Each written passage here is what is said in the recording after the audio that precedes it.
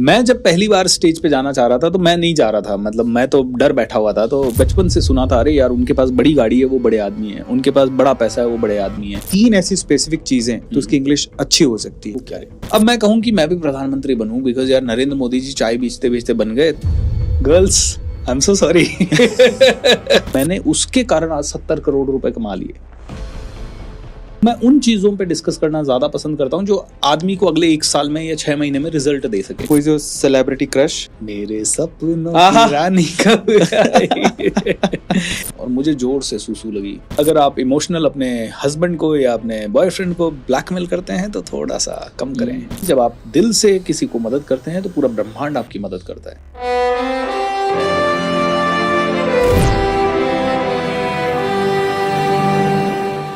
So guys, आज है हमारे साथ Bhupendra Singh Rathore sir, also known as BSR sir. वो एक लाइफ कोच है, मोटिवेशनल स्पीकर हैं, बहुत अच्छा बोलते हैं। तो आज हम उनकी लाइफ को एक्सप्लोर करते हैं। सर बहुत बहुत स्वागत है आपका। Arvind sir, thank you so much. And Arvind Arora show में आने का मौका मिला एंड कभी नहीं सोचा था कि ये मौका मिलेगा। क्या बात है। Super super excited sir. First of all thank you so much for coming. And सबसे पहले मैं आपको बताना चाहता हूँ कि आप बहुत अच्छा बोलते हैं। और इनफैक्ट मैं जब भी किसी शो में जाना होता है तो बहुत बार ऐसा मैंने किया है कि मैंने BSR सर के लेक्चर्स देखे हैं, आपके वीडियोस देखे हैं, इंस्पायर होता हूँ। सेशन को स्टार्ट करेंगे विद अ स्टेटमेंट। क्वेश्चन कभी भी कंट्रोवर्शियल नहीं होते, आंसर क्वेश्चन को कंट्रोवर्शियल बनाते हैं, तो हमारी कोई जिम्मेदारी नहीं है। ऑलराइट सर, आई थिंक मेरी जिंदगी के आंसर सारे सिंपल ही होंगे, तो कोई कंट्रोवर्सी नहीं होगी। क्या बात है। लेकिन फिर भी मैं आपसे पहला सवाल पूछता हूँ कि आप कौन से मुद्दे पे खुल के बात करोगे और कौन से मुद्दे पे बिल्कुल बात नहीं करना चाहेंगे? मैं सभी मुद्दों पे खुल के बात कर सकता हूँ एक्सेप्ट दोज टबू टॉपिक्स जो होते हैं, like sex and all. I would not like to talk about those things. Politics and all वो चलेगा? आई थिंक मैं कम कनेक्टेड हूँ पॉलिटिक्स से, बट फिर भी जो भी सवाल होगा definitely I would like to take. तो चलिए BSR सर को एक्सप्लोर करते हैं। सबसे पहले rapid fire round. Sir rapid fire में पहला सवाल, आपका मोटिवेशनल पर्सनालिटी? मैं एंथनी रॉबिन्स को बहुत फॉलो करता हूँ and I really look up to him. Not only him, मेरे कुछ और टीचर्स भी हैं जैसे नित्य शांति जो कि स्पिरिचुअल साइड में है। So I would say motivation side में एंथनी रॉबिन्स, स्पिरिचुअल साइड में नित्य शांति। बाय द वे मैं आपको बता दूं, Anthony Robbins is Tony Robbins only. उनके इसी नाम से जाना जाता है। True, Tony Robbins and Anthony Robbins. I think वो गॉड है ना पूरे वर्ल्ड में। मोटिवेशन की दुनिया में ये कह सकते हैं कि सबसे बड़ा नाम उन्होंने ही कमाया है और सबसे ज्यादा लाइव्स को उन्होंने ही चेंज किया है या टच किया है। मोटिवेशन के अलावा आपकी हॉबीज? मैं बहुत ज्यादा बचपन में तो क्रिकेट वगैरह खेलता था और आजकल मुझे सबसे जब भी फ्री टाइम मिलता है तो दोस्तों से मिलना बड़ा अच्छा लगता है और उनके साथ गपशप करना अच्छा लगता है। आपके परिवार में कौन कौन है? मेरे परिवार में वाइफ, बेटा, मम्मी, पापा एंड हम 5 लोग एक साथ रहते हैं अजमेर में। एंड उसके अलावा फिर भाई है, my brother is married, his family they live in Agra. फिर my sister is married, they live in Jaipur. So that's how. तो आपकी फेवरेट सिटी कौन सी है? मेरी फेवरेट सिटी है अभी मैं कहूँ तो पुष्कर, मुझे बड़ा अच्छा लगता है, जहाँ से मैं बहुत बड़ा काम भी करना चाहता हूँ और आगे भी बढ़ना चाहता हूँ। और उसके अलावा पुणे ने मुझे एक नई जिंदगी दी थी। मैं आया था जॉब करने के लिए और पुणे से मुझे बहुत अच्छे बड़े बड़े ड्रीम्स मिले, है ना। आप राशि पे बिलीव करते हैं? मुझे किसी भी चीज को मैं नकारता नहीं हूँ। जैसे मैं न्यूमरोलॉजी में भी काफी बिलीव करता हूँ। मैं बहुत बड़े न्यूमरोलॉजिस्ट से मिला था, उन्होंने कहा आप अपने नाम की स्पेलिंग चेंज करो, ये करो, साइन चेंज करो, उससे आपके नंबर का इफेक्ट होगा। तो आई डिड इट, क्योंकि मुझे ऐसा लगता है कि अगर किसी भी फील्ड में किसी इंसान ने बहुत सारी रिसर्च की है, चाहे वो एस्ट्रोलॉजी हो, न्यूमरोलॉजी हो या फिर वास्तु हो, तो I think we are nobody to downgrade that person by saying कि I don't believe in this. हाँ, मे बी वी मे और मे नॉट बिलीव, लेकिन अगर इतनी सारी रिसर्च है इन फील्ड्स में तो कहीं ना कहीं कुछ तो होगा। सो हमें ओपन माइंड से सुनना चाहिए। तो जब भी मुझे ऐसा कोई सजेशन देता है कि आप ये लॉकेट पहन के देखो, कुछ होगा, मैंने कहा ठीक है 10 दिन पहन लेते हैं, 50 दिन पहन लेते हैं, अगर कुछ हुआ तो बहुत अच्छा है, नहीं हुआ तो नहीं हुआ, कोई बात नहीं। सो अंधविश्वास में नहीं जाना है, बट किसी को नकारना भी नहीं है। जैसे आपकी एक स्पेशलाइज नॉलेज है, उसको मैं नकार दूं कि नहीं यार ये शॉर्ट्स तो मेरे वीडियो पे चलेंगे ही नहीं, तो this is going to be stupidity, because आपने उसके हिसाब से आज 1.5 करोड़ से ज्यादा सब्सक्राइबर के आसपास है। और दोस्तों, मैं दूसरे वाले स्टूडियो में देख रहा था 15-20 वो क्या कहते हैं सिल्वर बटन, गोल्ड बटन हमारे पास एक है सिल्वर, एक है गोल्ड। अरविंद सर के पास 15-20 सिल्वर एंड 3 गोल्ड। सो कहते हैं कि हर किसी की कोई स्पेशलाइजेशन है, value it and take the best from it and throw the rest. PSR sir की सबसे पॉजिटिव चीज क्या है? मेरी सबसे पॉजिटिव चीज ये है कि मेरे गुरु ने जो कह दिया मैं उसे एक आशीर्वाद की तरह मानता हूँ और उसमें कभी डाउट नहीं करता, और मैं बहुत अच्छा लर्नर हूँ। अगर किसी भी चीज को सीखना चाहूँ तो बहुत जल्दी सीख लेता हूँ, बहुत जल्दी। आपके गुरु कौन है बाय द वे? बहुत सारे टीचर्स मेरे रहे हैं, लेकिन मुझे सबसे ज्यादा इम्पैक्ट करने वाले टीचर नित्य शांति रहे हैं, जिन्होंने स्पिरिचुअली मुझे काफी इम्पैक्ट किया। मोटिवेशन में बहुत सारे फील्ड होते हैं सर जी।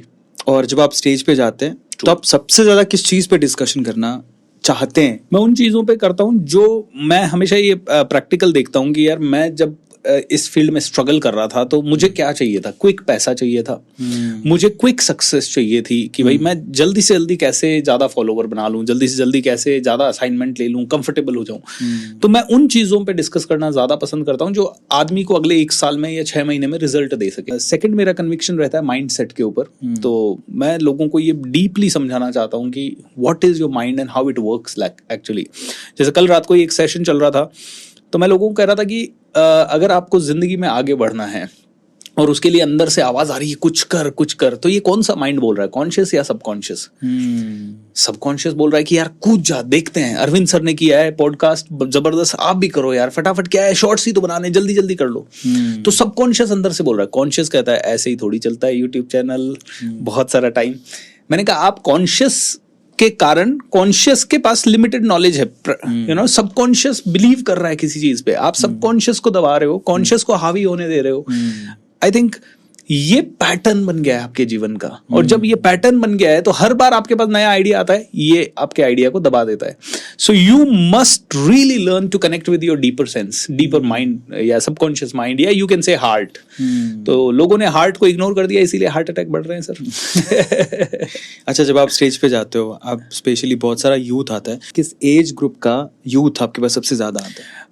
मेरे पास जो लोग आते हैं वो करीब 25 साल से लेके 45 साल के ग्रुप के ज्यादा आते हैं। ओके, तो आपको कौन सी एक मेजर प्रॉब्लम लगती है जो सबसे ज्यादा अफेक्ट कर रही है यूथ को? मेजर प्रॉब्लम डिस्ट्रैक्शन है। मतलब आज क्या होता है, आदमी, मेरे टाइम पे ये था कि मैंने public speaking Manish ji Gupta sir से सीखा, तो मैंने 1.5 साल पब्लिक स्पीकिंग ही सीखा और उससे कनेक्टेड, उनके ऊपर पूरा रिलाई किया, उनके ऊपर पूरा भरोसा किया।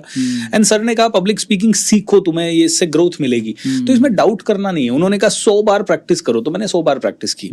आज क्या हो रहा है, मुझसे तो आदमी सुन के गया पब्लिक स्पीकिंग की प्रैक्टिस करो, वो कन्विंस भी हुआ, उसने मेरा 5,000 10,000 रुपए का कोर्स भी खरीद लिया, या कभी 35,000 का हमारा फिजिकल इवेंट होता है वो भी खरीद लिया।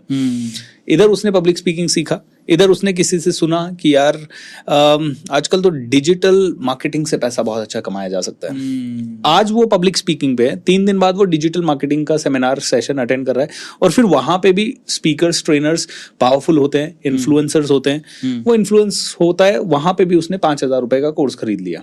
अब उसका स्ट्रगलिंग पीरियड शुरू हो गया, क्योंकि ना तो वो इसको जस्टिफाई कर पा रहा है, ना इसको जस्टिफाई कर पा रहा है। Because of that they are jumping from one branch to the other branch. इसीलिए कहते हैं ना हमारी हिंदू माइथोलॉजी में कि मन जो है वो मरकट मन है ना, बंदर जैसा मन है। डिस्ट्रैक्शन बहुत बड़ी प्रॉब्लम है, उसके बारे में डीप में डिस्कशन करेंगे। अभी चल रहा है रैपिड फायर। अगला सवाल, आपकी फेवरेट मोटिवेशनल बुक कौन सी है? मैंने सबसे पहली बुक जो पढ़ी थी वो मुझे सबसे ज्यादा याद है, मैं कहूंगा, और उस बुक का भी एक ही सेंटेंस मुझे सबसे ज्यादा याद है। सेंटेंस ये था कि अगर आपको कुछ चाहिए तो आप इतना ज्यादा बड़ा सोचो, इतना ज्यादा बड़ा, मतलब आपकी कैपेसिटी है 1000 लोगों को कलेक्ट करने की, लेकिन आप सोचो कम से कम 1 लाख लोगों की। तो ये बुक है think big and kick S. ये बुक थी डोनाल्ड ट्रंप की। अब ट्रंप जी के बारे में दुनिया क्या सोचती है मुझे नहीं पता, मुझे एक चीज समझ में आती है, अगर कोई भी इंसान इस ऊंचाई पे पहुंचता है कि वो अमेरिका जैसे देश का राष्ट्रपति बन जाए, तो उसकी सोच में कुछ तो दम है। मैं सिर्फ पॉजिटिव लेता हूं लोगों से एंड बाकी नेगेटिव चीजें छोड़ देता हूं। बट फिर भी आज के टाइम पे अगर BSR सर को समझना हो कि मेरी सबसे नेगेटिव चीज क्या है, तो वो क्या होगी? मुझे ऐसा लगता है कि एक तो मैं प्लान्ड नहीं हूँ बहुत ज्यादा, मैं रैंडम हूँ। जैसे मुझे कुछ करना है तो ऐसा नहीं कि मेरा पेपर पे 1000 गुना plan, I am a big picture person. तो बिकॉज ऑफ दैट कई बार छोटी चीजें मिस हो जाती है, छूट जाती हैं। ऐसा कोई ऐप नहीं है मैं कहूंगा कि जिसके कारण मुझे कोई गलत संगत हो, गलत आदत हो, तो ऐसी कुछ तो चीजें नहीं है। लेकिन जैसे पहले चाय बहुत ज्यादा पीता था, चाय छोड़ दी अभी, तो नेगेटिव में दूसरी चीज़ ये है कि मुझे गुस्सा बड़ा आता है, और गुस्सा कई बार छोटी सी चीज़ पे आ जाता है। आई थिंक वो मेरी सबसे बड़ी स्ट्रेंथ भी है कि जब गुस्सा आ जाता है तो मैं उस गुस्से में बहुत कुछ कर लेता हूँ, लेकिन वो बहुत बड़ी नेगेटिविटी भी रही है कि कई बार उसके कारण कुछ नुकसान भी हुए हैं अच्छे खासे। चलो आपके फेवरेट्स की तरफ चलते हैं जी। सबसे पहले आपके घर में आपका फेवरेट पर्सन कौन है? मेरा बेटा, नाम क्या है उनका? जॉय कहते हैं हम उसको घर में, वैसे आर्यमान नाम है। क्रेजी आर्यमान, बहुत बढ़िया, गॉड ब्लेस यू। आपके पिताजी से एक आदत, एक अच्छी आदत जो आपने ली, वो क्या थी? मेरे पापा की सबसे अच्छी आदत जो मुझे लगती है, वो डिटरमिन्ड रहते हैं, एक चीज पकड़ लेते हैं तो उससे उनको कोई ताकत डिगा नहीं सकती। फॉर एग्जाम्पल, अगर उन्होंने सोच लिया कि कुछ नहीं खाना है तो फिर कोई कितना भी फोर्स कर ले, ही विल नॉट बी। तो उनका एक पर्सोना रहा है जहां उन्होंने अपने आप को बहुत ज्यादा एक डिसिप्लिन्ड लाइफ में ढाला है कि दैट ही इज लाइक, उनका एक नेचर है कि मैं किसी से एहसान नहीं लूंगा, और वो कभी किसी से एहसान नहीं लेते। तो ये जो छोटी छोटी चीजें हैं, ये मुझे बहुत ज्यादा इंस्पायर की है। ऑनेस्टी, एक्सट्रीम लेवल की ऑनेस्टी मैंने देखी है। आज भी मुझे वो इंसिडेंट याद है जब मैं किसी के पास, मतलब उन्होंने मुझे कहा दूध लेके आना, और मैं गया मार्केट में और खेल खाल के आया और दूध का पैकेट लेके आया घर पे। तो उन्होंने कहा तू कैसे ले आया, तेरे पास तो पैसा ही नहीं था। मैंने कहा वो दुकान वाला है ना, मेरे पास 3-4 रुपए थे और 1 रुपया उसके पास छोड़ के आ गया मैं। बोले 1 रुपया पकड़, घर में नहीं घुसेगा जब तक उसको दे के नहीं आएगा। So he has those deep principles की ऑनेस्टी है, लोन कम लेना है, स्ट्रांग रहना है, मतलब स्ट्रांग। आपका फेवरेट मूवीज तो मैं खैर कम ही ऐसा, यू विल बी सरप्राइज्ड कि ना तो कोई फेवरेट मूवी है, ना कोई फेवरेट खाना है, ना कोई फेवरेट हीरो है, ना कोई फेवरेट हीरोइन है। बट कह सकते हैं कि कुछ मूवीज ने मुझे बड़ा टच किया है। जैसे मैं किस तरह की मूवीज देखता हूँ, अभी रिसेंटली मैंने मूवी देखी थी द गॉडफादर करके एक मूवी थी। तो मुझे बड़ा इंस्पायरिंग लगती है, इंस्पिरेशन से रिलेटेड जो भी होती है वो मुझे इतनी पावरफुल लगती है। तो मैं इस समय, आप ये इमीडिएटली सवाल पूछ रहे हो तो एक नाम ऐसा कुछ आ नहीं रहा मेरे माइंड में, बट ऐसी बहुत सारी मूवीज है जैसे मैं मिल्खा सिंह का आपको अभी 2 चीजें बताया, तो वो मूवी मुझे बड़ी टच करती है, जहां मैं कुछ सीख सकूं। आपकी पहली जॉब के बारे में बताइए। हाँ, पहली जॉब, मैं जिस कंप्यूटर सेंटर में सीखने जाता था, उस कंप्यूटर सेंटर में ड्रोम कोऑर्डिनेटर की एक पोजीशन मुझे मिली। वो 1200 रुपये महीना उसमें सैलरी या स्टाइपेंड कह सकते हैं आप, वो मिलता था।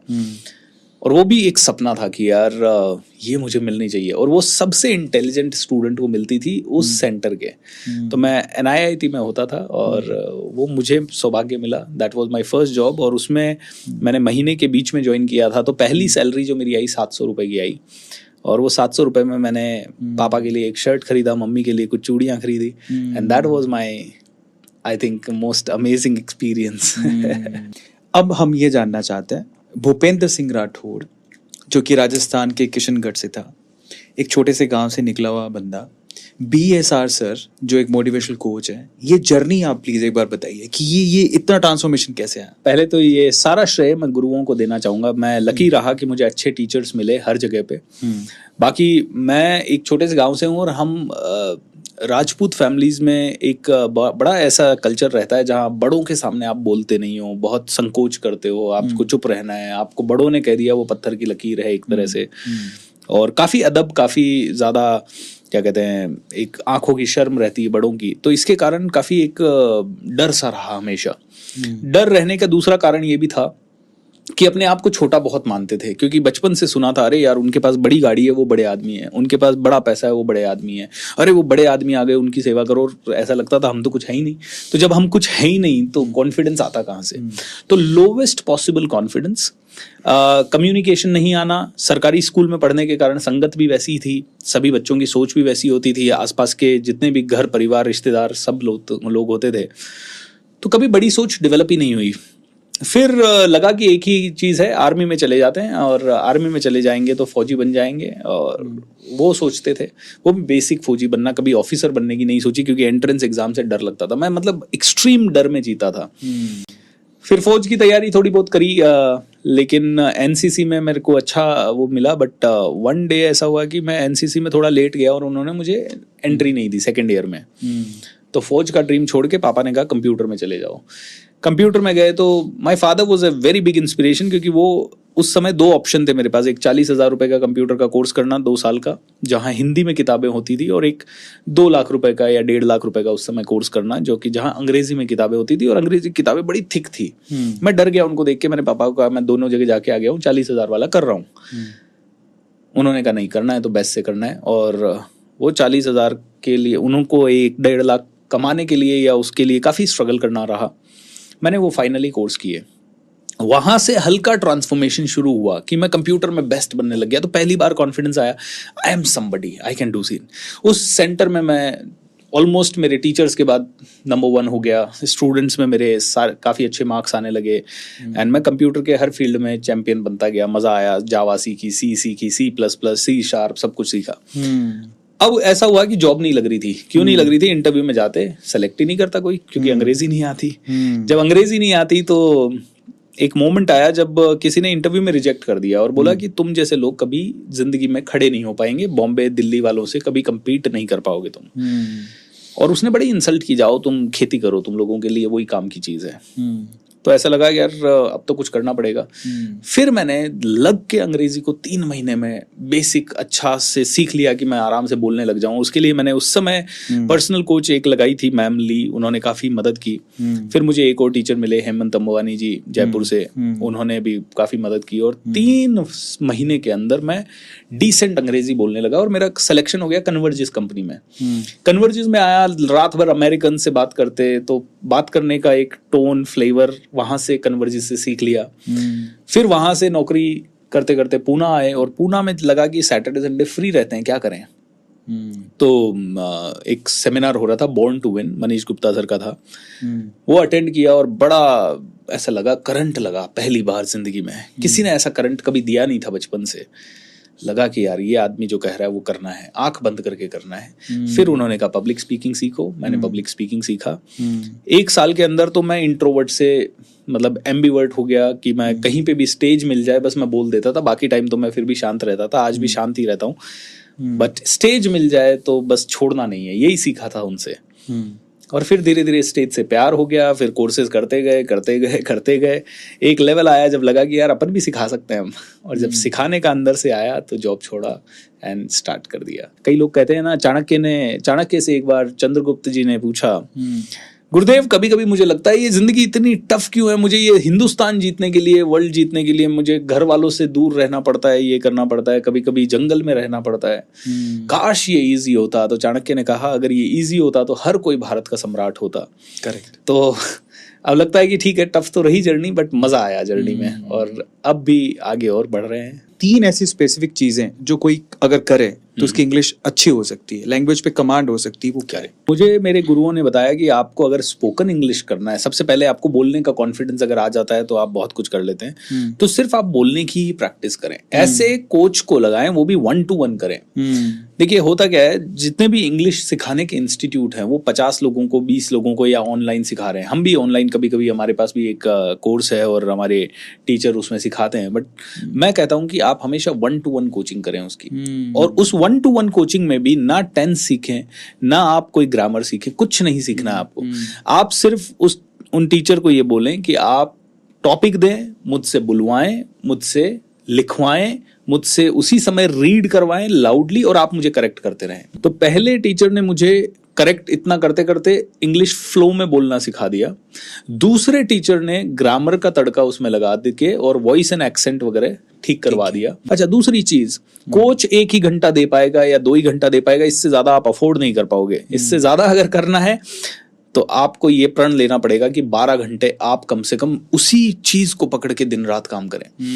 मैंने उस समय, सर मैं जॉब में था, मैंने जॉब में झूठ बोला कि मुझे जॉन्डिस हो गया है और मुझे 1 महीने की छुट्टी चाहिए। एंड इस झूठ बोलने का प्रताप भी बता देता हूँ, बाद में सच में जॉन्डिस हो गया था।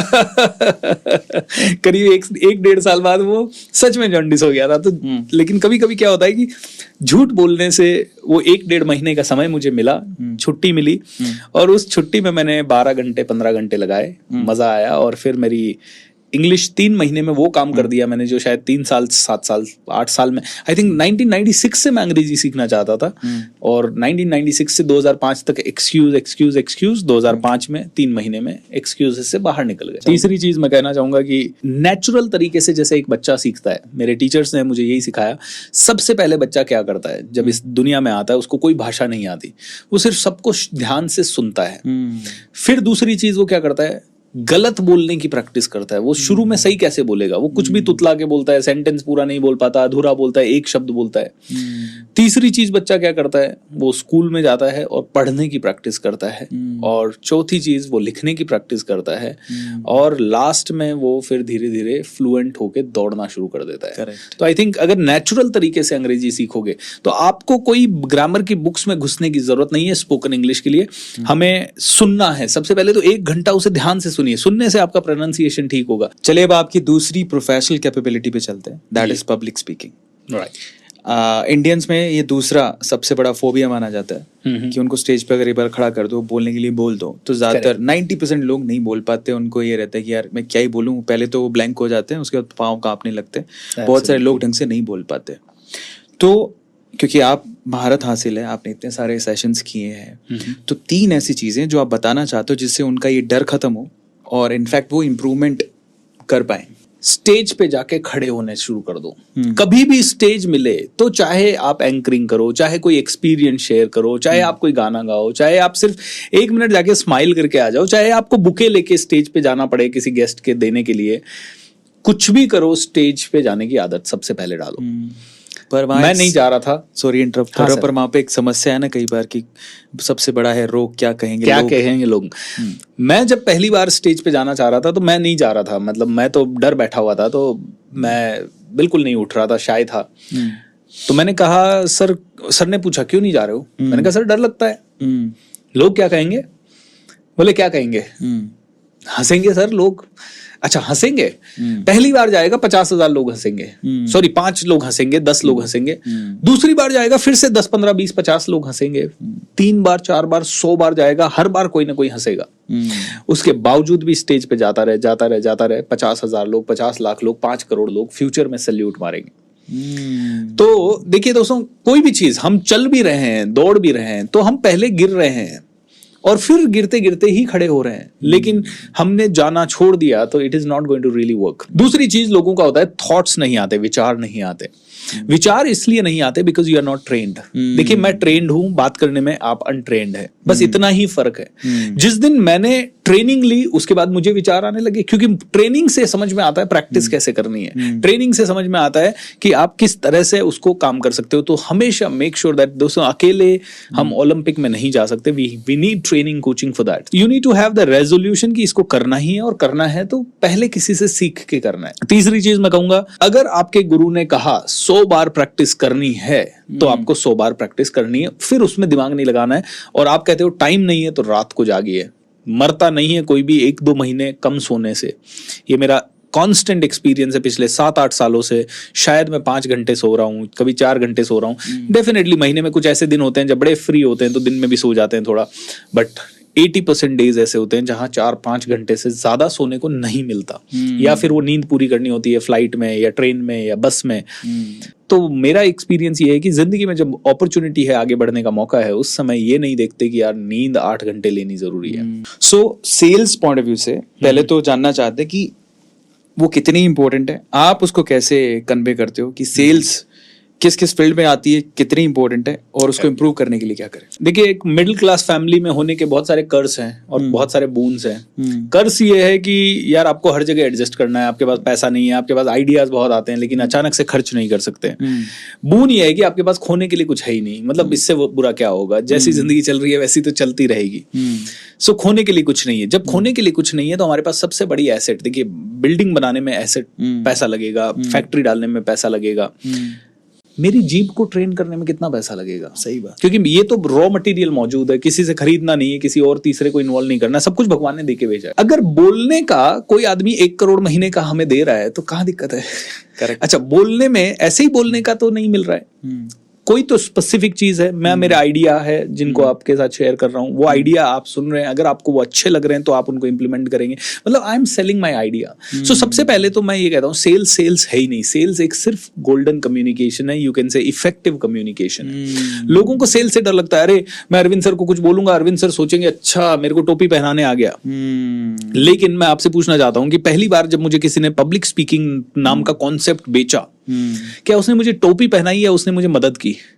उसने मेरी मदद की, इस लेवल पे मदद की कि आज मैं आपके चैनल पे हूं जहां 1.5 करोड़ सब्सक्राइबर हैं। उसने मुझे इतनी मदद की कि मैं यूनाइटेड नेशंस में जा पाया। उसने मुझे इतनी मदद की कि आज मेरे कुछ प्रोग्राम से जहां हम 12-12 लाख रुपए, 15-15 लाख रुपए एक पार्टिसिपेंट से ले पाते हैं और लोग देते हैं। करेक्ट। कितनी बड़ी मदद कर दी। उस इंसान ने मुझे कितना रुपए का बेचा? 5,000, 7,000, 7,500 रुपए का कोर्स था, लेकिन मेरी इतनी बड़ी मदद हो गई कि मैंने उसके कारण आज 70 करोड़ रुपए कमा लिए।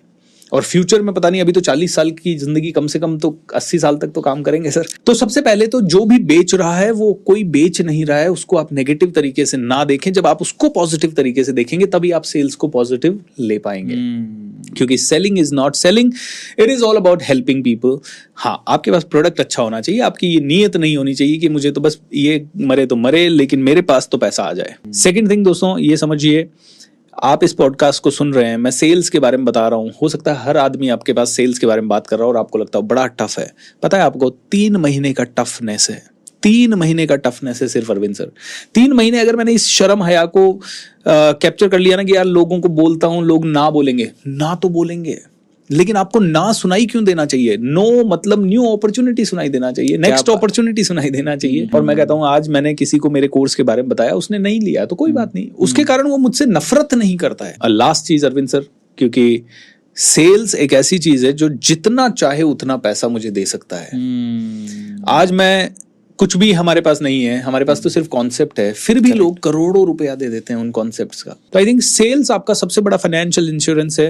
एक मिडिल क्लास फैमिली के लिए रॉ मटेरियल अवेलेबल है, make sure that you learn sales. दोस्तों, इससे भागे ना, हर फील्ड में चाहिए होगा, चाहे आप एक्टिवली कुछ बेचें या इनएक्टिवली कुछ बेचें। आज पॉलिटिशियंस बेच रहे हैं, फिल्म स्टार्स बेच रहे हैं, हर कोई बेच रहा है, यू मस्ट सेल। तो जॉब एक जो प्रॉब्लम है यूथ की, उसको कॉन्कर करने के लिए कोई यूथ क्या करे? देखिए, सबसे पहले तो अगर आप काबिल हो तो आपके लिए लोग बहुत सारे हैं जो आपको हायर करना चाहेंगे। सच बात। बस आपको उनकी नजरों में आना है। मुझे ऐसा लगता है कि आज भी कोई भी काबिल आदमी, मेरे पास जितने भी लोग हैं 30-35 लोगों की हमारी टीम है, आज भी कोई आ जाता है और मुझे दिख जाता है भीड़ में काबिल है, तो उसके लिए एक जगह हम बनाते हैं। भले हमारे पास है नहीं जगह उसके लिए या कुछ भी नहीं है, क्योंकि काबिल आदमी को कौन खोना चाहेगा। करेक्ट। सो काबिल बने, कामयाबी झक मार के आपके पीछे आएगी। सबसे पहले तो 3 इडियट का ये डायलॉग है। सो ये आप अपने अंदर लाएं। दूसरी चीज, शिक्षा का उद्देश्य नौकरी पाना रहेगा तब तक नौकर मेंटालिटी ही हमारे पास पनपती रहेगी। सो आप नौकरी कभी भी नौकरी की तरह ना करें। आप क्या करें, जैसे आपकी टीम में लोग हैं, मेरी टीम में लोग हैं, दुनिया में हर जगह पे कंपनियां हैं, फैक्ट्रियां हैं, ऑफिसेज हैं, वहां टीम है। आप वहां पे कभी भी नौकर बन के ना जाएं, आप वहां पे हमेशा मालिक बन के एटीट्यूड से काम करें। मतलब क्या है इसका मतलब ये है कि सर, जब मैंने अपना ये छोटा सा ट्रेनिंग का स्टार्टअप खोला और ट्रेनिंग करना शुरू किया, तो हमें पहले मार्केटिंग के लिए पैसा लगाना है, फिर सेल्स के लिए लगाना है, फिर ऑफिस का किराया देना है, फिर रिसेप्शनिस्ट का किराया देना है। सब कुछ देने के बाद 2,000 बचा तो हमारा था, 20,000 बचा तो हमारा था, और कभी कभी -2 लाख भी गया, और कभी एक समय आया जब -1.5 करोड़ भी गया। आप जब जॉब में हैं तो पहले दिन आप ये समझिए कि वो आपका प्योर प्रॉफिट आ रहा है 20,000 रुपया, अगर आपको सैलरी आ रही है तो। अगर आपने इस माइंडसेट से काम किया तो आप वहां पे कभी भी परेशान नहीं होंगे। और जब इस माइंडसेट से जाएंगे, यार मुझे पहले दिन प्रॉफिट मिल रहा है 20,000 का, और बिना मेरी रिस्क के मिल रहा है, बस रिस्क इतनी है कि मुझे टाइम देना है, आप जल्दी से जल्दी सारी चीजें सीख लेंगे वहां की। और जितनी जल्दी आप चीजें सीखने पे फोकस करेंगे, उतनी जल्दी शायद आप व्यापारी बनेंगे। करेक्ट। हमारा जो यूथ है वो सोशल मीडिया को लेके और रिलेशनशिप को लेके डिस्ट्रैक्टेड है, इससे बाहर कैसे निकले? यूथ को ये समझना होगा कि देखिए, आपकी ब्रांड बिल्ड करना, कैपेबिलिटी बिल्ड करना बहुत इंपॉर्टेंट है। सो यूथ को मैं कहूँगा, देखिए डिस्ट्रैक्शंस बहुत हैं, और डिस्ट्रैक्शंस को कैसे आप कॉन्कर करेंगे, ये आपको, मुझे लगता है कि एक वातावरण वैसा मिलेगा तो ही आप कर पाएंगे। तो मैं यहाँ पे 3 छोटी सी चीज़ें बोलता हूँ लोगों को। संगत अच्छी हो, आदत अच्छी हो और गुरु अच्छा हो तो ही आप अपने आप को कॉन्कर कर पाएंगे। क्योंकि हम लोग, अगर हमारी सभी की विल पावर इतनी अच्छी होती कि हम एकलव्य बन पाते तो हम सभी लोग मतलब पता नहीं भारत को कहाँ ले जाते। बट सब में वो पावर नहीं है। हमें अर्जुन लेकिन हर कोई बन सकता है। लेकिन अर्जुन को एक आश्रम लगा जहाँ पे बहुत सारे लोग उसी तरह की शिक्षा ले रहे हैं, एक संगत लगी, एक आदत लगी। गुरु ने कहा रोज सुबह उठ के प्रैक्टिस करना, इतने घंटे प्रैक्टिस करना है, मैंने कह दिया उतना ही प्रैक्टिस करना है। एकलव्य ने खुद से कर लिया, लेकिन अर्जुन को बताने वाला कोई था। एंड फाइनली द्रोणाचार्य लगे। तो जब ये तीनों चीजें आ जाती है, संगत, आदत, गुरु, तो आई थिंक कोई भी इंसान किसी भी फील्ड में रिकॉर्ड तोड़ सकता है। और उसके बाद आपके ऊपर लोड रहता है, एक अकाउंटेबिलिटी रहती है। आज मुझे किसी ने नहीं पूछा तो मैं शायद कॉफी कैफे डे में बैठ के आराम से अपना समय व्यतीत कर दूंगा। अकाउंटेबिलिटी है तो एक एक क्षण आपका प्रोडक्टिव होता है, फिर डिस्ट्रैक्शन का समय नहीं है। एक आखिर प्रॉब्लम है डिप्रेशन। मुझे ऐसा लगता है जो हार्ट अटैक एंड ऑल ज्यादातर ये मेंटल प्रॉब्लम्स है। डिप्रेशन एंड ऑल, नींद नहीं आना, ये आपको बहुत ज्यादा हार्म करती है। एब्सोल्युटली। उससे बाहर कैसे निकले? लोगों में जो डिस्ट्रैक्शन आ रहा है, डिस्ट्रैक्शन के कारण वो कंपटीशन कर रहे हैं इधर उधर से, और उसके कारण फिर वो भटक जाते हैं। मुझे ऐसा लगता है कि ये डिप्रेशन जो है ना, ये इसलिए है क्योंकि मछली को दौड़ाया जा रहा है बंदर के साथ और बंदर को दौड़ाया जा रहा है शेर के साथ। अब मैं कहूँ कि मैं भी प्रधानमंत्री बनूं, बिकॉज यार नरेंद्र मोदी जी चाय बेचते बेचते बन गए, तो हम भी कहें चाय बेचते बेचते हम भी प्रधानमंत्री बने। अब न तो हम प्रधानमंत्री बनने के लिए पार्टी ज्वाइन कर रहे हैं, न ग्राउंड वर्क करना चाहते हैं, न हम प्रचारक बन के फैलना चाहते हैं। अगर हमें एपीजे अब्दुल कलाम बनना है तो हम उनकी तरह न स्टडी कर रहे हैं, न हम साइंस को उतना तवज्जो दे रहे हैं। हमें क्विक सक्सेस चाहिए। कैसे मिलेगी? आपको डिप्रेशन है, आपको कैसे मिलेगा ये सब? आप डिप्रेशन में आ क्यों रहे हैं? सबसे पहले तो आपकी स्ट्रैटेजी गलत है। लोग गलत स्ट्रैटेजी का चुनाव करके डिप्रेशन में आ जाते हैं। स्ट्रैटेजी ये है कि मुझे जल्दी पैसा चाहिए। आज मैं सेमिनार्स में जाता हूं, कितने लोग 2 साल में बिलियनर बनना चाहेंगे? सभी लोग हाथ उठा देते हैं। आय आय आय। ऑलराइट, अच्छा कब से बनना चाहते हो? 10 साल से। अच्छा 2 साल में बनना चाहते हो, और 10 साल पहले भी 2 साल में बनना चाहते थे, तो 10 साल में क्या किया? And then silence. 10 साल में कुछ नहीं किया। करेक्ट। 10 साल में एक भी ऐसी कैपेबिलिटी डेवलप नहीं की जो $1 बिलियन वाली हो। करेक्ट। या $1 मिलियन वाली हो। करेक्ट। अभी मैं रिसेंटली बिहार में था और वहां मैंने यही सवाल पूछा, तो मैंने फिर सवाल किया, मैंने कहा कितने लोग ऑलरेडी मिलियनर हैं? एक भी हाथ ऊपर नहीं। चलिए कितने लोग 5 करोड़ साल का कमाते हैं? एक भी नहीं। 1 करोड़ साल का कमाते हैं? एक भी नहीं। 50 लाख साल का कमाते हैं? एक बिजनेसमैन ने हाथ उठाया, और ये 900,000 लोगों की क्राउड की बात है। फिर मैंने सवाल नहीं पूछा, क्योंकि मैंने कहा अभी 10 लाख बोलूंगा और वो भी हाथ 2 लोग इकट्ठा करेंगे, खड़ा करेंगे, तो बहुत सारे लोगों की इंसल्ट हो जाएगी। लेकिन अल्टीमेटली देखिए, सभी को ड्रीम है पैसा कमाने का। अब 10 साल से आप पैसा कमाना चाहते हो। 10 साल पहले जब ऊर्जा थी तब आपने न तो कुछ सीखा, न आपने उसके लिए उतना शिद्दत से प्रयत्न किया, और 10 साल बाद आपके साथ वाले बहुत आगे निकल गए जिन्होंने ये सब किया, तो डिप्रेशन आपको आएगा ही। करेक्ट। दूसरी चीज है, ये डिप्रेशन जो है कहीं ना कहीं जब आदमी थोड़ा लाचार हो जाता है और उसको काफी टाइम सफलता नहीं होती, तो कुछ लोग, मैं नहीं कहूंगा सारे लोग, कुछ लोग इसे अटेंशन गेनिंग टेक्निक की तरह यूज करते हैं। उनको भी नहीं पता है कि वो इसको अटेंशन गेनिंग टेक्निक की तरह यूज कर रहे हैं। कोई सोच समझ के डिप्रेस नहीं होता है। वो उसको लगता है यार मैं तो कुछ नहीं कर पा रहा हूं, है ना। अब सबकॉन्शियस माइंड क्या कहता है, जब कुछ नहीं कर पा रहे हो तो लोग कैसे नोटिस करेंगे? मुंह लटका के बैठ जाओ, कंधे झुका के बैठ जाओ। लोग कहेंगे क्या, अच्छा ये डिप्रेस है, अरे बेटा कुछ नहीं, तू डिप्रेस मत हो, सब कुछ ठीक हो जाएगा। पैम्पर करने लग जाते हैं माँ बाप बड़े आस पड़ोस के लोग भी कहते हैं अरे यार ये डिप्रेशन में है। फिर उसको अटेंशन मिलने लग जाता है। अरे डॉक्टर के लेके चलो, अटेंशन मिलने लग जाता है। डॉक्टर अटेंशन दे रहा है, परिवार अटेंशन दे रहा है, खाने पीने का अटेंशन मिल रहा है। सफलता के बाद जो मिलता है वो बिना सफल हुए भी मिल रहा है डिप्रेशन के कारण। कई लोग कहेंगे नहीं ये मेंटल इलनेस है। 101% ये है मेंटल इलनेस ही है। इसी को तो बोलते हैं, यही तो मेंटल इलनेस है कि माइंड ही कह रहा है कि मुझे अटेंशन चाहिए, इस तरह से चाहिए। तो मैं लोगों को यही कहता हूँ कि देखिए डिप्रेशन, पहले तो ये सोचिए कि डिप्रेशन है ही नहीं। ऐसे लोगों के साथ जाइए जो जिंदा दिल हैं, जो बहुत खुशी से जिंदगी जीते हैं। खुल के अपने दिल को थोड़ा फॉलो कीजिए। दिल कहता है बारिश में डांस करना है, करिए। मूवी देखना है, देखिए। मस्ती कीजिए। एंड साथ ही साथ एक चीज पकड़ के उसको सीख के 6 महीना दिन रात एक करके, चाहे ये वीडियो बनाने की कला ही सीख ले, वीडियो एडिटिंग की कला सीख ले, फोटो एडिटिंग की कला सीख ले, एक चीज पकड़ के 3-6 महीने कंटिन्यू अगर किसी ने सीखा, उसका कॉन्फिडेंस ऐसा बढ़ेगा कि डिप्रेशन वगैरह कंप्लीट भाग जाएगा। और लास्ट में डिप्रेशन आता है लोगों को रिलेशनशिप के कारण, गर्लफ्रेंड छोड़ गई, बॉयफ्रेंड भाग गया, किसी और से कुछ हो गया शादी में तलाक होने का नौबत आ रहा है। तो I think people are very emotionally sensitive. जितने लोग इमोशनल रीजन से डिप्रेशन में आ रहे हैं उनको कहूँगा स्ट्रांग बने, मेक श्योर दैट आप अपने पेरेंट्स की तरफ ज़्यादा से ज़्यादा देखें। उन्होंने इतने साल आपको दिए हैं, एक लड़की छोड़ने के कारण, एक लड़का छोड़ने के कारण, जो 1 साल का रिलेशनशिप भी शायद आपका नहीं है, उसके कारण आप डिप्रेशन में आ रहे हो, तो आप चीटिंग कर रहे हैं अपने माँ बाप के साथ। I think you need to be very strong in that way. Steve Jobs की मुझे वो लाइन्स याद आ गई, स्टैनफोर्ड यूनिवर्सिटी की जो स्पीच थी कि हमारा समय है, हम भी जाएंगे, नए लोग आएंगे। तो ये आना जाना चलता रहेगा, लेकिन जो चीज़ें हम BSR सर से सीख सकते हैं या फिर आप जिनको भी मानते हैं उनसे सीख सकते हैं, सीखिए और आगे बढ़िए, बहुत ज़्यादा इंपॉर्टेंट है। बड़ी पॉजिटिव वाइब है आपकी।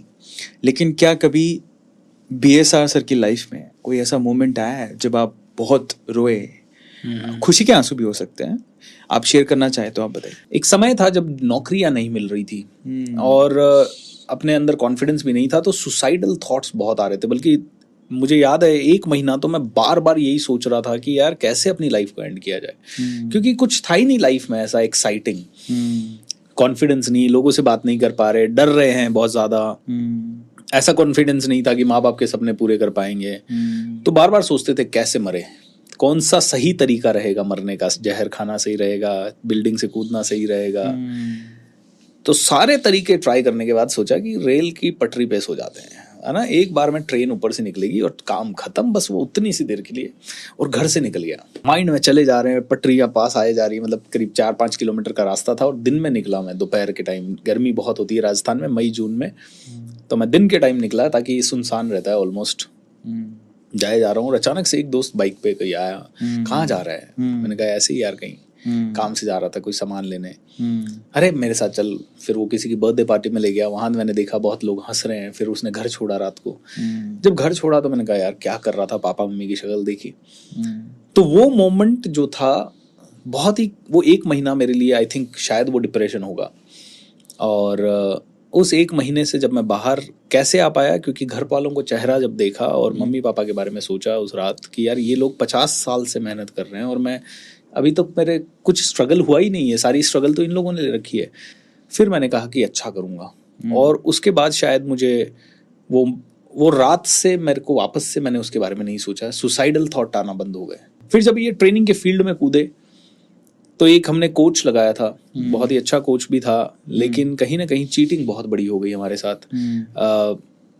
कोच ने हमारी सारी टीम को लेके नया कंपनी खोल दिया और हमसे 1-1.5 करोड़ का इन्वेस्टमेंट 2012 में करवाया। तो 2012 से 2013 तक हमारे इन्वेस्टमेंट पे टीम ट्रेन हुई। उसने हमें कोच भी किया, लेकिन उसने मुझे उसने मुझे बड़ी शॉट दी, सब कुछ था, लेकिन उसने पीछे से, मुझे तो अंदाजा नहीं था कि ऐसे लोगों को कैसे डील करना है, टीम को कैसे डील करना है, तो उसको आता था ये सब। तो वो सुबह से लेकर रात तक मतलब वहीं रहता था और उसने सारी टीम को अपने फेवर में किया और हमें लास्ट में ब्लैकमेल किया कि आपकी कंपनी में हमें पार्टनर बनाओ, अदरवाइज हम लोग छोड़ रहे हैं। और 1 सिंगल डे मेरे 26 लोगों की टीम ने छोड़ दिया। ओनली एक ऑफिस बॉय मेरे पास बचा और एक और हमारी ट्रेनर थी, वो हमारे साथ बची। तो वो बड़ा एक, उसी ऑफिस की कैबिन में बैठ के जब वो लोग सब जा रहे हैं, मैं रो रहा था और 2 दिन तो होश ही नहीं, समझ ही नहीं आया कि क्या हो रहा है। फिर मैंने कहा अब जो होना था, फिर मैंने एक अपने आप को एनालॉजी दी इससे बाहर आने के लिए। एनालॉजी ये दी कि मैंने एक बुक पढ़ी थी जिसमें मैंने ये देखा कि एक फुटबॉल टीम एरोप्लेन में जा रही थी और अंटार्कटिका के ऊपर एरोप्लेन क्रैश हो गया और सभी लोग मर गए। 3-4 लोग उनमें से जिंदा रहे। जो जिंदा रहे वो इसलिए रह पाए क्योंकि वो अपने ही दोस्तों का मांस खा खा के जैसे तैसे वो, मतलब क्योंकि वहां तो कुछ खाने को नहीं मिलेगा, वो 10-20-50 दिन जब तक उनको रेस्क्यू नहीं किया गया तब तक वो इस तरह से जिंदा रहे। मैंने अपने आप को एनालॉजी दी, 26 के 26 हेलीकॉप्टर में जा रहे, सब मर गए। अब क्या करना है? क्या वो मरने के बाद भी मैं इस लेवल पे हताश होऊंगा? मरने के बाद तो मैं अपने आप को एनालॉजी दूंगा कि सब मर गए। अभी कहानी क्या है? वो मेरे से चीटिंग करके दूसरी जगह चले गए, उन्होंने दूसरी कंपनी खोल दी, वो सब जिंदा भी हैं, वो सब मेरे को अगेंस्ट भी जा रहे हैं। मैंने कहा अब सब मर गए, मरे वाले से क्या दुख और क्या परेशानी। तो उस समय वो हिम्मत करी और वापस से अपने कस्टमर्स के पास गए और धीरे धीरे बड़ा सपोर्ट मिला और मिरेकल्स हुए। मतलब जहां से 2 रुपए का बिजनेस का एक्सपेक्टेशन था वहां 100 रुपए का बिजनेस मिलना शुरू हुआ। दूसरा फेज बहुत बुरा एक और आया दौर, जब मेरे खास बचपन के दोस्तों को पार्टनर बनाया। पार्टनर तो क्या बनाया, उनको पहले सिखा रहा था मैं। सिखाने वाले दौर में हमने एक अच्छा खासा बिजनेस किया, लेकिन बिजनेस का बुकिंग हुआ था और बुकिंग का पैसा मान लीजिए 1 करोड़ का बिजनेस हुआ, 1 करोड़ 25 लाख का बिजनेस हुआ था टू बी प्रिसाइज 15-16 में। और उस 1 साल में जो बिजनेस हुआ उसमें से 20-30 लाख हमारे पास आए। उन लोगों को उसमें से करीब 15-20 लाख सैलरी, क्योंकि उनका घर पूरा उस पर डिपेंडेंट था। And apart from that customer को सर्विस, तो हमारे पास कुछ भी नहीं बचा और मार्केट से अभी 80 लाख रुपए और आना बाकी था। उन लोगों को लगा ये काम बड़ा टफ है, उन्होंने छोड़ दिया। छोड़ने के बाद उन्होंने 2-3 महीने तो शांत बैठे, तीसरे महीने से ब्लैकमेल किया कि भाई आपने 80 लाख पूरा रिकवर कर लिया होगा, हमें पैसा दीजिए। जबकि सेल्स का ये रूल होता है कि जो इंसान सेल करता है वही रिकवरी कर सकता है। हमने उस पैसे को रिकवर करने के लिए 2 साल कोशिश की, ना तो वो पैसा आया। उन लोगों ने नेगेटिविटी बहुत फैलाई मार्केट में कि BSR सर ने हमें नहीं दिया, जबकि उनको देना ही नहीं था पैसा हमारे। उनको जितना आया उसमें से बहुत ज़्यादा मिल चुका था ऑलरेडी। परसेंटेज पे थे वो, कोई फिक्स सैलरी पे नहीं थे लोग। उसके कारण हमने मार्केट से, मतलब बैंक से मैंने लोन लिया कि ये पैसा शायद धीरे धीरे आएगा। उसके कारण हमने 50-60 लाख का एक लोन लिया, वो भी 80 लाख पे इंटरेस्ट के साथ पहुंच गया। फिर और भी कुछ लोन हो गए। तो ऐसे करते करते 17-18 में सब कोलैप्स होके मेरी सारी टीम को छुड़वा के मैं अकेला ऑफिस में बैठा एंड 1.5-2 करोड़ का लोन सर पे आ गया। मैंने कहा अब इससे कैसे निकलें। तो इससे निकलने के लिए 1-1.5 महीना तो बहुत दिमाग खराब रहा, 1-1.5 साल ही दिमाग खराब रहा। मतलब स्टेज पे जाते बोलते तुम कुछ भी कर सकते हो, घर आके डिप्रेशन सा फील होता है, यार हमारी जिंदगी में कुछ नहीं कर पा रहे। पहला 1 साल तो खैर काफी इंस्पायर्ड थे कि ये, लेकिन जब वो लोन के दलदल में फंसे जा रहे हो आप, तो टफ हो रहा है। फिर जब सब करके हार गए, मतलब कुछ नहीं हो पा रहा है, तो मैंने कहा लेट हिम सी, भगवान को देखने दो। अब उसने ये सिचुएशन दी क्यों है, उसने ये सिचुएशन दी है तो कोई रीजन से दी होगी। तो जिसने सिचुएशन दी उसी की प्रॉब्लम है, उसी का सॉल्यूशन वो जाने। मैं मेडिटेशन में बैठा और मेडिटेशन में पहला विचार ये आया कि यार ये प्रॉब्लम क्यों आई। तो प्रॉब्लम ये आई कि मैंने उन 3-4 सालों में मेरे को सक्सेस, मतलब 10-20 हज़ार रुपए कमाने से लेके लाखों में आने लग गई, करोड़ों में पैसा आने लग गया साल का। तो मैंने 2 साल 3 साल से सीखना बंद कर दिया था।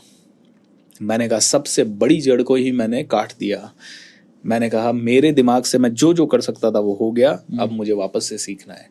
1.5-2 करोड़ का लोन है सर पे। मैंने कहा सीखने में अब वापस से 10 लाख डलेगा, 15 लाख डलेगा, उतना एक्स्ट्रा मानेंगे।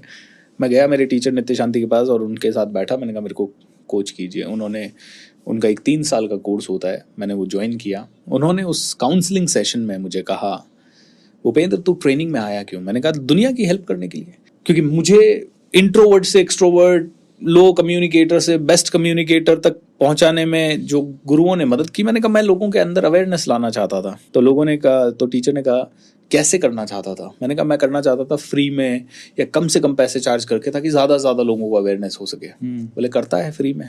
मैंने कहा नहीं। बोले करना शुरू कर, तेरा बेस्ट प्रोग्राम जो है वो फ्री में करना शुरू कर। और उन्होंने ये कहते कहते एक लाइन बोली जो मेरी टैग लाइन है, जो मैंने संदीप माहेश्वरी जी के शो में भी बताई लोगों को, कि when you support the world selflessly, the whole universe supports you endlessly। जब आप दिल से किसी को मदद करते हैं तो पूरा ब्रह्मांड आपकी मदद करता है। बस उनकी इस लाइन ने मुझे बड़ा इंस्पायर किया। मैंने अपने सारे प्रोग्राम जो मेरे बेस्ट होते थे, स्पेशली मैं माइंड पावर के ऊपर बड़ा प्रोग्राम लेता हूँ जिसका नाम है मैजिक ऑफ थिंकिंग रिच, उसी के ऊपर मेरी बुक भी आई है। वो मैंने फ्री पहले फिजिकली 2 दिन का सेशन करना शुरू किया। वहाँ से काफ़ी लोग हमारे साथ जुड़े और धीरे धीरे धीरे धीरे हम 1 साल के अंदर सारे लोन से बाहर आ गए। और फिर मैं एंथनी रॉबिन्स के प्रोग्राम सिंगापुर में अटेंड करने गया, क्योंकि यहाँ से मुझे स्पिरिचुअल ग्राउंडेडनेस मिली, वहाँ से मुझे दहाड़ने की कैपेसिटी मिली। एक साथ किए ये दोनों प्रोग्राम, ताकि 1 साल के अंदर मुझे बाहर निकलना था इससे। और बस जब से लोगों के सेवा में उतरे हैं हम ट्रेनिंग के द्वारा, तब से लोगों ने बहुत प्यार भी दिया और बहुत पैसा भी दिया और कई बार बिना मांगे भी दिया है। अब हमारे आखिरी सेगमेंट की तरफ चलते हैं सर। बहुत सीखने को मिला। राउंड का नाम है मिक्स राउंड है, रैपिड फायर और यस और नो। पहला सवाल, do you prefer eye contact? Yes. Have you ever had a dream about a girl? Yes. Do you like your hometown? Yes. Have you ever pulled a successful prank? No. Have you ever sung in front of a crowd? Yes. कौन सा गाना गाया? मेरे सपनों आहा। की रानी कब आई? ऐसे कई गाने मैं आपको यहाँ पे 1 मिनट के लिए रोकूंगा सर। मेरे टीचर जब मुझे पब्लिक स्पीकिंग सिखाते थे तो उसमें एक छोटा सा पोर्शन होता था कि आपको ब्रेक लेना है। मतलब हम लोग 3 घंटे का सेशन होता था तो ब्रेक लेते थे, तो वो कहते थे ब्रेक अनाउंस करो, मतलब कोई ना कोई आदमी आए स्टेज पे कुछ करे। मैं क्या सबसे आगे बैठता था और कुछ भी कर देता था, और उसमें सबसे इजी क्या था? गाना। और मुझे गाना नहीं आता था। मैं जब गाता था लोग कान में उंगली डाल देते थे, लेकिन मैंने कहा भैया सर ने कहा है स्टेज पे जाता रहे, फ्यूचर में 5 करोड़ लोग सल्यूट मारेंगे। मैंने कहा मैं तो ले लेता था, और गाना नहीं आता था तो मैं प्रिंट आउट निकाल के उसके बोल लेके आता था, बस ऐसे ही गा देता था sir. Crazy. Have you ever watched a horror movie by yourself? Not so. Have you ever been bullied? No. Have you ever cheated on a test? Yes. Have you ever failed in a test? Yes. Do you have a tattoo? No. Have you ever been arrested? No. Have you ever had a bad breakup? Yes. Have you ever turned a hobby into a side business? Yes. Have you ever told a crush you had feelings for them? Yes. Have you ever run away from home? No. कौन सी crush थी जिसको आपने बिल्कुल feeling बता दी? Oh my God. मुझे पता था ये सवाल आएगा। देखिए कॉलेज तक तो बड़ा सीधा सादा सा बच्चा रहा। हाँ। उसके बाद पहली बार कंप्यूटर इंस्टीट्यूट में गए तो there was a girl who was travelling with me from my home town to this, तो मैं बड़ा सपोर्टिव, और मेरे टीचर वगैरह भी बड़ा, तो धीरे धीरे क्रश हो गया तो बता दिया। अच्छा, टीचर भाई? नहीं, she was a student, she was a junior. Okay, बता दिया। देन क्या? ब्रेकअप। पहले प्यार फिर ब्रेकअप, और क्या? क्योंकि मेरे यहाँ पे फैमिली काफ़ी कंजर्वेटिव है, और मेरा ये हमेशा से एक थॉट रहता है कि कुछ भी चीज़ों में, चाहे ज़िंदगी की कोई भी चीज़ें हो, मैं पेरेंट्स को अगर कोई भी चीज़ हर्ट कर रही हो लॉन्ग टर्म के लिए या शॉर्ट टर्म के लिए, तो वो मैं नहीं करता। एंड अनफॉर्चुनेटली और फॉर्चुनेटली पेरेंट्स, वो बच्चे भी थे उस समय, तो कॉलेज वगैरह की ज़िंदगी ख़त्म ही हुई थी, शादी वादी का कोई थॉट ऐसा था नहीं अगले 10-5 साल तक। इतना लंबा चलना भी नहीं है कोई। Do you believe in love at first sight? Yes. Had it happen? Yes. If you could change one thing about yourself, what would it be? I think if I become more professional and more planned. Who is your celebrity crush? No one. I don't have. What's your biggest fear? मेरी जो सफलता की मैंने कल्पना की है और मेरे parents ने कल्पना की है, वो मेरे पेरेंट्स के जीते जी पूरी हो। So the fear is only कि कहीं ऐसा कभी ना हो। Cut. How many people have you told I love you? Lot of audiences. इसको बोलते हैं बचना। तुमने क्वेश्चन में क्या पीपल नहीं लिखना, हाँ मेरी गर्ल्स लिखना था। वो भी कह सकते हैं, हाँ ओपन ऑडिटो में बहुत सारी लड़कियां होती हैं। Next question, what's one of the most fun childhood memory you have? Fun childhood, हम लोगों को कॉमिक्स बड़ी पसंद थी, तो कॉमिक्स के लिए हम लोग इतने क्रेजी हुआ करते थे कि एक बार हमने थोड़ी बहुत छोटी मोटी चोरी कर दी उसके लिए, कॉमिक्स पढ़ने के लिए, और चोरी करके हमें 50 रुपए मिला, और 50 रुपए मिलने के बाद हम 4 दोस्तों ने मिलकर 4 कॉमिक्स पढ़ी। उसके बाद पकड़े गए, उसके बाद बहुत डांट सुनी, उसके बाद मार भी पड़ी। तो I think this was very interesting कि जिस तरह से हम वो छोटी सी चोरी करते थे। I think that was really hilarious. आज सोचते हैं तो बड़ी हंसी आती है। Okay, what should a girl do to impress you? She should show me how intelligent she is. Thank God statement पूरा हो गया। She should show me. What was your worst embarrassment ever? मतलब एक एंट्रेंस एग्जाम था 9th class का। बहुत डरने के कारण मैं किसी से कुछ पूछता नहीं था, बोलता नहीं था। तो टीचर ने कह दिया कोई बाहर नहीं जाएगा पूरा पेपर करने तक, और मुझे जोर से सूसू लगी। अब उसने कह दिया बाहर नहीं जाएगा, तो मेरी हिम्मत नहीं हो रही उससे पूछूं, तो मैंने हॉल में कर दिया सर। हाँ। और सबको बदबू आई, सबने, अब पूरा एम्बेरसमेंट दिन भर रहा वो, क्योंकि को काफी ज्यादा बड़ा एम्बेरसमेंट था। Have you ever accidentally sent a dirty text to your boss or a girl? No. What do you hate the most in girls? Girls, I'm so sorry. using that emotional side which they should not use too much, sometimes to blackmail the boys. All right, मुझे लेके चलो, इतना सा नहीं कर सकते, ये नहीं कर सकते, वो नहीं कर सकते. So sometimes I think बहुत सारे ये विमेन एम्पावरमेंट के बारे में बहुत सारी चीज़ें, और मैं भी बहुत सारा विमेन एम्पावरमेंट के बारे में काम करता रहता था. हमने एक साइकिल रैली निकाली पूना से दिल्ली तक, which was all about she is the power. मतलब every women should be given great importance. और मैं महिलाओं को कहता हूँ, आपके खिलाफ बहुत अत्याचार हुए हैं, बहुत आपको दबाया जा रहा है, you should take the lead.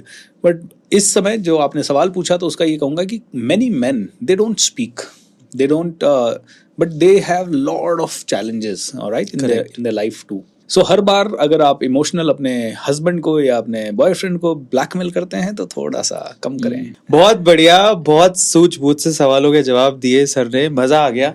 And I think समय का कंस्ट्रेंट नहीं होता, तो आई थिंक ये हमारा जो सेशन है, one of the best session है, जिसमें हम लोगों ने बहुत एंजॉय किया. लिटरली बहुत कुछ सीखने को मिला sir. Thank you sir. By the way, just want to ask, आपकी एज कितनी है? 40 सर, 40 साल के हैं. आपकी लाइफ से 3 ऐसी सलाह, एडवाइसेस जो आज के यूथ को आप देना चाहो, ताकि वो भी अपनी जिंदगी में एटलीस्ट BSR नहीं तो उनका आधा भी बन जाए या उतना सक्सेसफुल हो जाए. तो ग्रेट. मेरी पहली सलाह है दोस्तों कि कारण होता है तो ही एक्शन आता है. और सबसे बड़ा कारण हमारे घर में हमारे पेरेंट्स के रूप में मौजूद है, या अगर आपके पेरेंट्स के रूप में नहीं, तो कोई ना कोई आपके घर में एक ऐसा व्यक्ति ज़रूर होता है जिसके प्रति आपका समर्पण रहता है. उसके लिए सब कुछ करें कहीं ना कहीं, राइट. क्योंकि आपने एक कारण दे लिया ना. जैसे मेरे पिताजी ने इतने सारे दुख देखे, मम्मी ने इतने दुख देखे, तो मुझे पता है कि वो ही मेरे लिए सबसे बड़ा कारण है कुछ करने का. वो नहीं है तो मोटिवेशन ही नहीं आता है कुछ करने का. तो उनके जो सारे सपने हैं वो मेरे बन गए. तो आप बड़े सपने बनाने के लिए कोई कारण ढूंढिए, बड़े सपनों पे काम करने के लिए कोई कारण ढूंढिए. बड़े सपने तो आप सभी के हैं, मिलियनेयर बनना है, बिलियनेयर बनना है, दुनिया में छाना है, रोल्स रॉयस खरीदनी है. बट आई थिंक ये सब तब होगा जब एक कारण होगा. कारण ही भूख जगाता है. तो मुझे लगता है भूख होगा, कारण होगा, सब कुछ हो जाएगा. दूसरी चीज दोस्तों, जिंदगी में आगे बढ़ने के लिए खुद पे दया करना बंद करना होगा. खुद पे दया हम करते हैं, अरे यार अब तो मैं थक गया हूँ, चल टीवी देख लेते हैं. अरे थक गया हूँ, 10 बज गए, सो जाते हैं. ओके. अरे 3 दिन बहुत ज्यादा भाग दौड़ हो गई, तो अब 3 दिन रेस्ट कर लेते हैं. अरे किसी की शादी में गए तो यार आराम से 5 दिन एंजॉय करके आएंगे. दोस्तों, बड़ा बनने की कीमत बहुत ज्यादा चुकानी पड़ती है, और सबसे बड़ी कीमत यही होती है कि you sometimes will have to live ferociously, I would say. आपको खुद पे दया करना छोड़ना होगा. दूसरों पे दया कीजिए, आप लोगों पे दया कीजिए, वो तकलीफ में है, उनको कंफर्ट दीजिए. बट आपको अपने आप को तो रोलर कोस्टर बनाना होगा. करेक्ट. एंड तीसरी चीज, जब भी लाइफ में लगे कि अब बहुत कुछ शांत हो चुका है, खुद ही कुछ कीड़ा कर दो. ऑलराइट. खुद ही अपने ऊपर और कुछ प्रेशर डाल दो, खुद ही कुछ कमिट कर दो. जैसे मैंने 2012 में सर ऐसे ही बताता हूँ आपको कि किसी ने मुझे इंसल्ट कर दिया था ट्रेनिंग में, और वो इसलिए किया क्योंकि मेरे पास कुछ अचीवमेंट नहीं थे. तो मैंने कहा यार दुनिया तो कहेगी कि अचीवमेंट चाहिए. तो मैंने एक 30-40 हज़ार कमा रहे थे, तो ड्रीम बनाया कि भाई 12 जनवरी 2017 को मर्सिडीज लेंगे, 12 जनवरी 2015 को घर लेंगे. ऐसे गोल्स बना लिए कुछ छोटे छोटे. और जब ये गोल्स बनाए और फिर पूरी ताकत लगा दी इनको एंजॉय करने में, मतलब इनको अचीव करने में, और ये सब अचीव हो गए.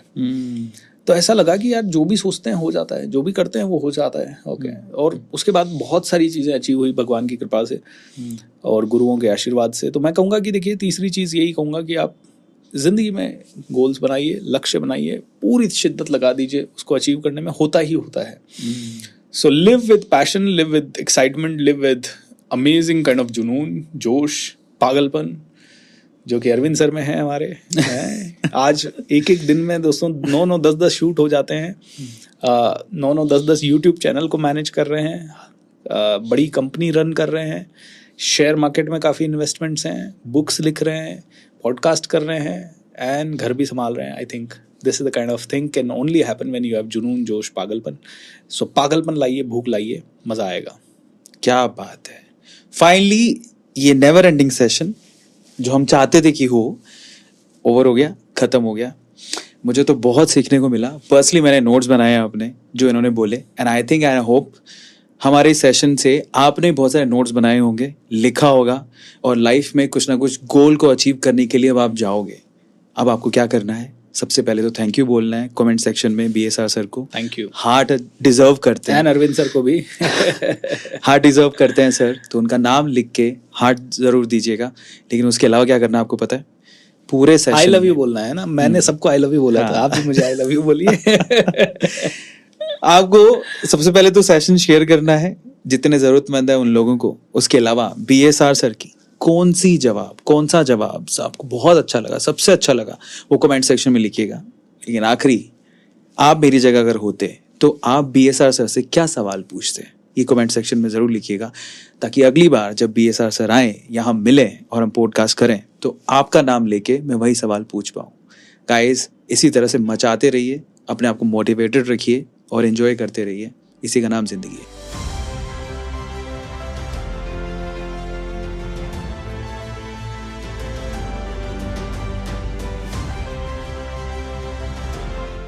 Thank you so much, sir, for coming. Thank you, Arvind sir. Thank you so much for this love and so much of I would say respect. बड़ा मजा आया बहुत बात करके। Thanks a lot. और इसी के साथ एक बहुत प्यारी सी बुक भी है जो हम आपको देना चाहेंगे।